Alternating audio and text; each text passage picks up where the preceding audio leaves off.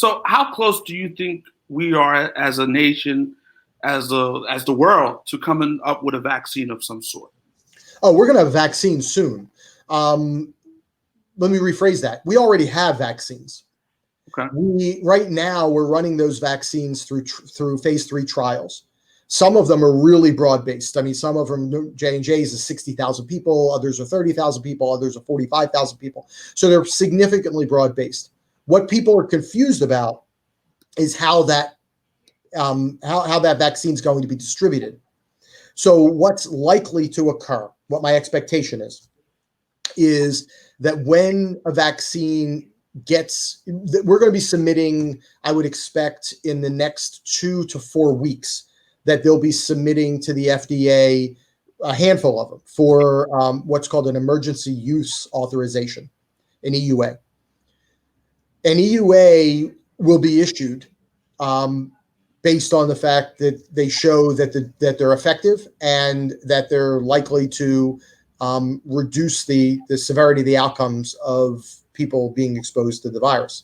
So it'll pass the thresholds for doing that. But what'll happen is they'll give an EUA that'll say, okay, let's give it to our most vulnerable and most at risk. So we're going to give it to people in nursing homes and skilled care facilities, in post-acute care facilities that are recovering. We're going to give it to people that are most at risk of having really, really bad outcomes. And we're going to track those people. Now, keep in mind, let's say for argument's sake, we start doing that. We start giving the first dose in December at some point.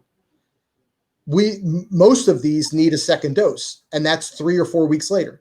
So now you're into the end of January by the time you're giving the second dose. Then it's going to be 2 or 3 weeks before they really have immunity.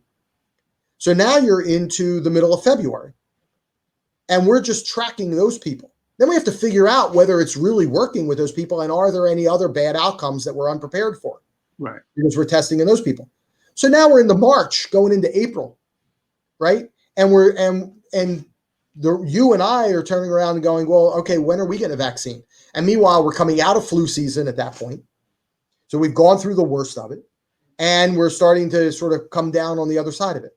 So don't expect that through this flu season, we're going to have a vaccine that's going to make a significant impact on protecting everyone. I just don't think it's going to be available in time for that.